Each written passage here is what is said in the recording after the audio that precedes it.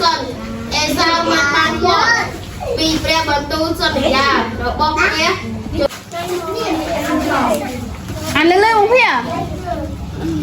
ហើយមួយអេសា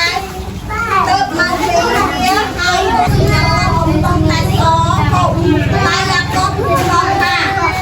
គាត់មិនเอาสำรองទេគាត់តែលក់ទឹកកូនឆ្លងឲ្យគាត់សិន